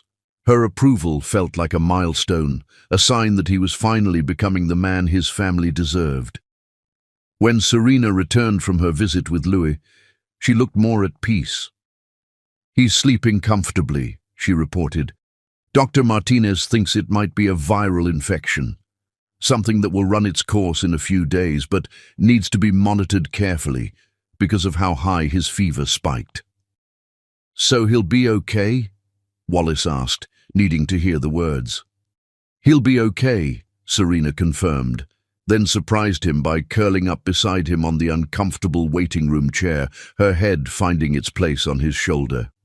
"The doctor said we can stay with him tonight, take turns, so one of us is always there when he wakes up." "Whatever you need," Wallace said, wrapping his arms around her. "I'm not going anywhere." They spent the night in shifts, one of them always at Louis's bedside, while the other tried to rest in the waiting room. Wallace had never experienced anything like the vigil of hospital parenthood, the constant alertness, the way every change in breathing or movement could send your heart racing, the fierce protectiveness that made you want to trade places with your sick child without hesitation. By morning, Louis's fever had broken completely, and he was sitting up asking for pancakes and wondering if the hospital had any good coloring books. The transformation from sick child to his usual energetic self was so dramatic that Wallace found himself laughing with relief and exhaustion. "Can we go home now?" Louis asked as doctor. Martinez completed his morning examination. "I want to see Julian and show him the cool bandages they put on my arms." "I think we can arrange that, doctor," Martinez smiled. "Your fever's been normal for 8 hours and all your tests came back reassuring. You'll need to take it easy for a few days, but there's no reason you can't recover at home." The drive back to Willowbrook was quiet, Louis dozing in his car seat while Serena sat beside Wallace in the passenger seat, her hand resting on his thigh in a gesture of intimacy that felt earned after the night they'd shared. "Thank you," she said quietly as they pulled into her driveway. "For what?" "For being there, for staying, for proving that when it really matters, you're exactly the father our boys need." Wallace looked at her, this incredible woman who'd given him the greatest gifts of his life, and felt something settle permanently in his chest, the absolute certainty that they belonged together, that they could weather any storm as long as they faced it united. "Thank you for letting me be their father," he said, "for giving me the chance to love them, to love you, for forgiving me enough to let me prove that I've changed." As they carried a sleepy Louis into the house where Julian was waiting with Phoenix, both boys immediately wrapping their arms around their brother and father in a tangle of relief and love, Wallace knew that last night had been more than a medical crisis. It had been a test of his commitment, his love, his willingness to be present for the hard moments as well as the easy ones. And somehow, miraculously, he'd passed. Chapter 9. Almost there, but not quite. The space between almost and always is where hearts learn to trust again, one careful breath at a time. 3 weeks had passed since Louis's hospital stay, and the rhythm of their new life had settled into something that felt like destiny. Wallace no longer returned to the hotel each night. Serena's guest room had become his unofficial residence, though they both pretended it was temporary. But nothing felt temporary about the way Julian and Louis had absorbed their father into every corner of their existence. Wallace was the one they ran to with scraped knees, the steady presence at bedtime, the patient teacher showing them how to tie shoes and ride bikes. "Papa Wallace!" Louis burst through the kitchen door, his cheeks flushed with excitement.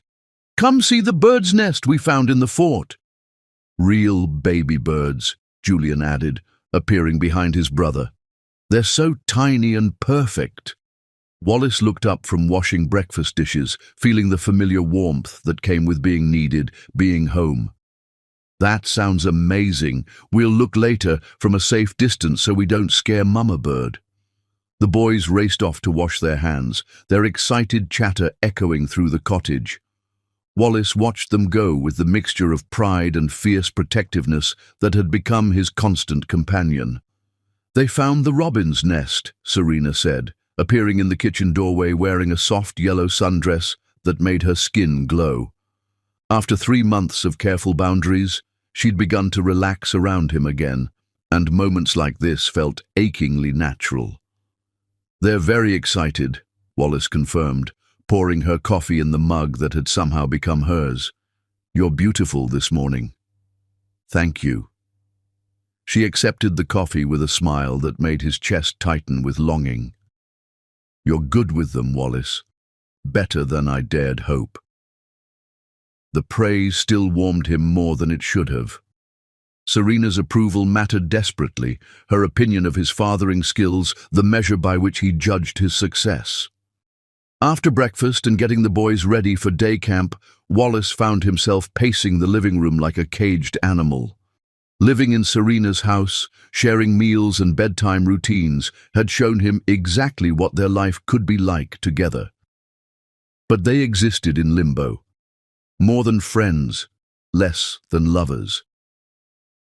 "You're wearing a hole in my rug," Serena observed from the kitchen table where she worked on lesson plans. "Sorry." Wallace forced himself to sit, but his leg bounced with nervous energy. "I'm thinking about us.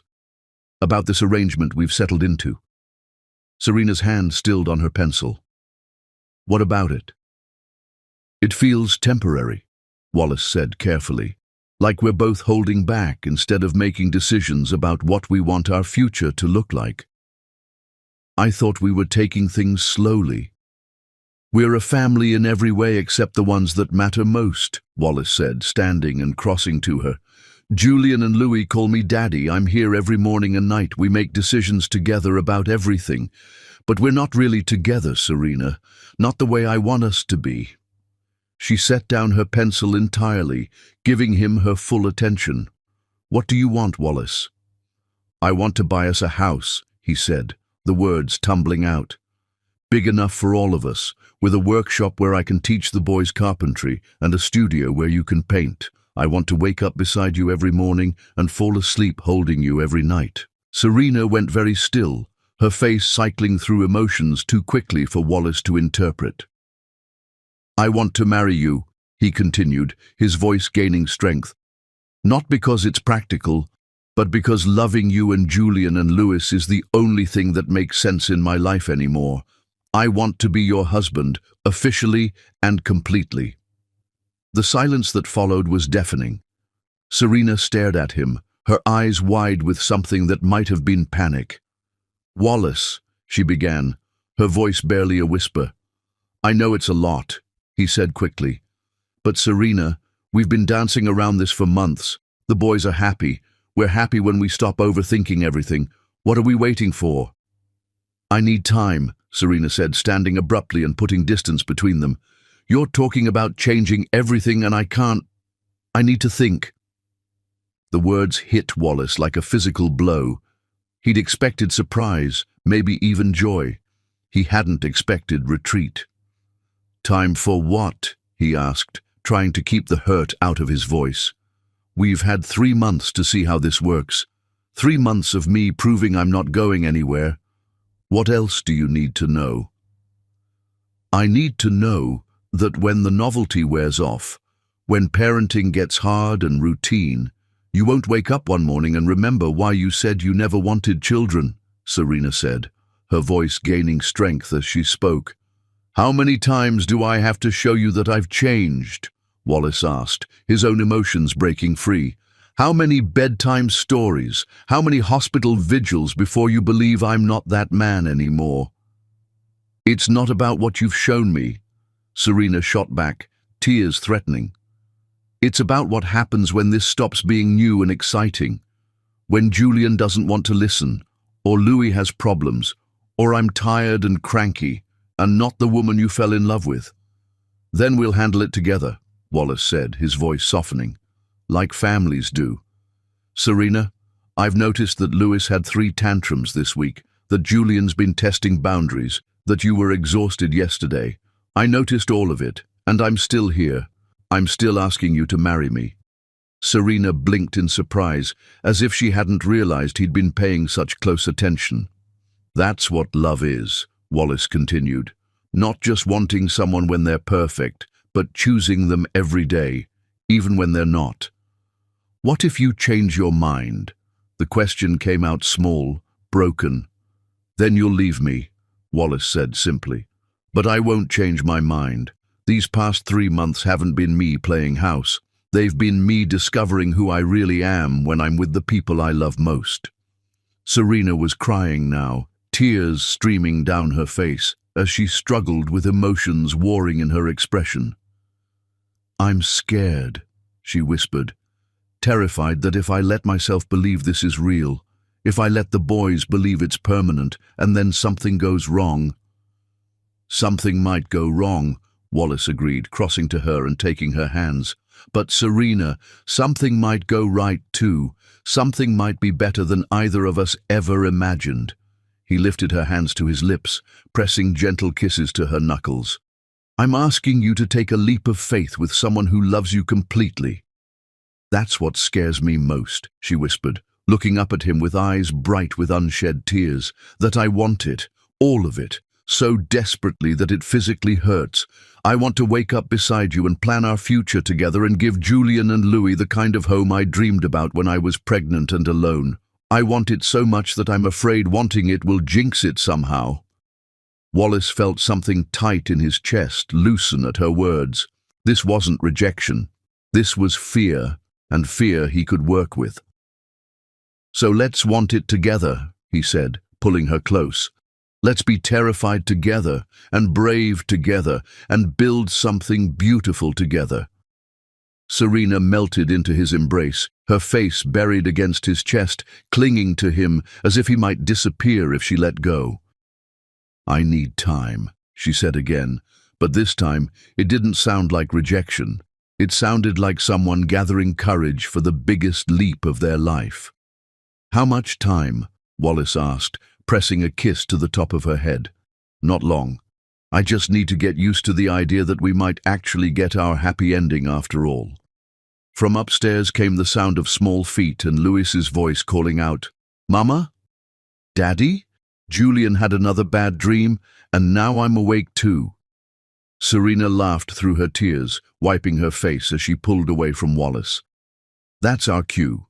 This conversation isn't over," Wallace said, but his tone was gentle, understanding.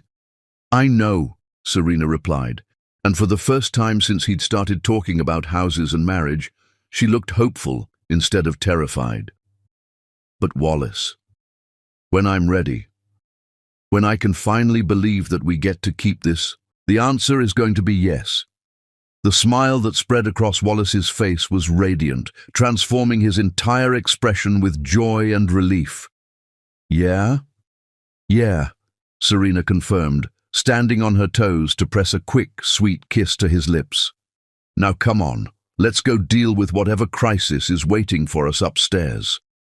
As they climbed the stairs together to comfort their sons, Wallace felt a peace settle over him that he'd never experienced before. They weren't there yet, weren't quite ready to make the leap into forever, but they were close, so close he could almost taste it, and for now, almost was enough. Chapter 10. Forever Starts Now. The most beautiful love stories don't end with "I do." They begin there, in the sacred space where two people choose each other every day for the rest of their lives. The morning of Julian and Louis's 6th birthday dawned clear and bright, with golden September light that made everything look painted by angels. Serena stood at her kitchen window, watching Wallace and the boys set up tables in the backyard for the party, and felt her heart so full of love, she wondered how her chest could contain it all. 6 months had passed since that conversation about houses and marriage. 6 months of carefully building trust and intimacy, and the deep certainty that they were meant to be a family. Wallace had been patient with her fears, gentle with her hesitations, never pushing but always present, always proving through actions that his commitment was unshakable. The guest room had long since been abandoned. Wallace now slept beside her in the bed they'd chosen together for the new house they'd bought just outside Willowbrook, a rambling Victorian with enough space for everyone to grow and dream. They'd moved in 3 weeks ago, the boys bouncing with excitement as they explored their new rooms and possibilities. "Mama!"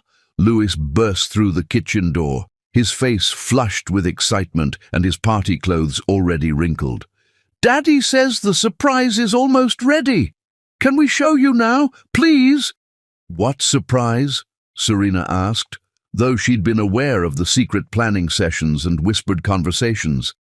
"The best surprise in the whole world," Julian added, appearing behind his brother with careful composure.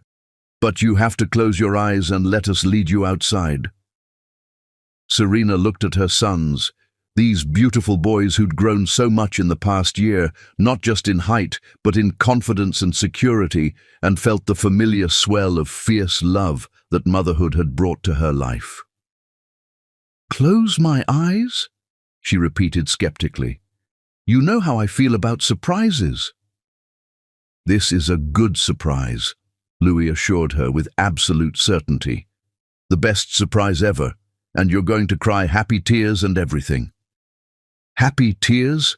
Serena laughed, but she allowed herself to be led to the back door, her eyes obediently closed. "You can open them now." Serena opened her eyes and gasped. The backyard had been transformed into something from a fairy tale.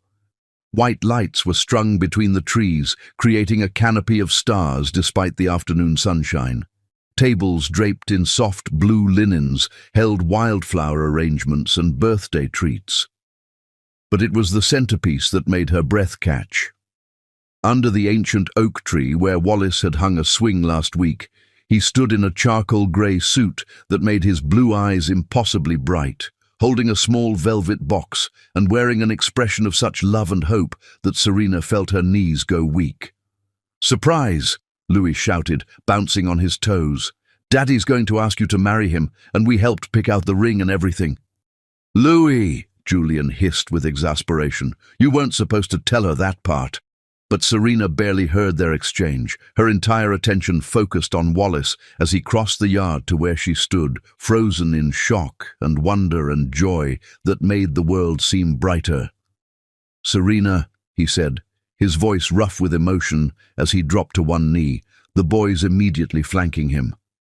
"6 months ago, you told me you needed time to believe that we get to keep this. I hope I've given you enough reasons to believe it now." Serena's hands flew to her mouth, tears already spilling as she stared at this man who'd become everything she'd never dared dream she could have. "These past months of living together, of building our home and our life side by side, have been the happiest of my existence," Wallace continued, his voice gaining strength.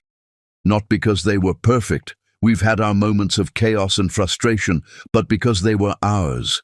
Because we faced every challenge together, celebrated every joy together, learned how to be a family together." "Daddy," Louis whispered loudly, "you're supposed to open the ring box now." Wallace laughed, a sound full of nerves and love and happiness. "Thank you for the reminder, buddy." He opened the velvet box to reveal a ring that was absolutely perfect, a vintage solitaire surrounded by smaller diamonds that caught the afternoon light and threw rainbows across the grass. "Serena Bunn," Wallace said, his eyes never leaving hers, "will you marry me? Will you let me love you and Julian and Louis for the rest of my life? Will you build forever with me?" The question hung in the air between them, weighted with history and hope and the kind of love that transforms everything it touches. Serena looked at Wallace's face, at the absolute devotion in his expression, at Julian and Louis watching with bright, expectant eyes, at the backyard they'd created together full of lights and flowers and possibilities. "Yes," she whispered, then louder, with more certainty than she'd ever felt about anything. "Yes, Wallace. Yes to all of it." The boys cheered as Wallace slipped the ring onto her finger with hands that shook only slightly. And then he was standing and pulling her into his arms and kissing her with 5 years of separation and 6 months of rebuilding and a lifetime of promises all poured into one perfect moment. "I love you," he murmured against her lips. "I love you so much, it scares me sometimes." "I love you too," Serena replied, her arms tight around his neck. "I love the man you've become, the father you are to our boys, the partner you've been to me." "Does this mean we're going to have a wedding?" Julian asked with practical concern. "The biggest, most beautiful wedding ever," Lewis declared, "with cake and dancing and pretty flowers." "Whatever kind of wedding your mama wants," Wallace said, his arms still around Serena. "As long as at the end of it we're married, I don't care about anything else." "I want our friends to be there," Serena said, already imagining the celebration. "Phoenix and Aurelia and all the people who helped us get to this moment. I want it to be joyful and beautiful and full of love." "Can we be in the wedding?" Louis asked hopefully. "Can we carry rings or flowers?" "You're the most important part," Wallace assured him. "Both of you. This isn't just about your mama and me getting married. It's about us becoming a family, officially, legally, permanently."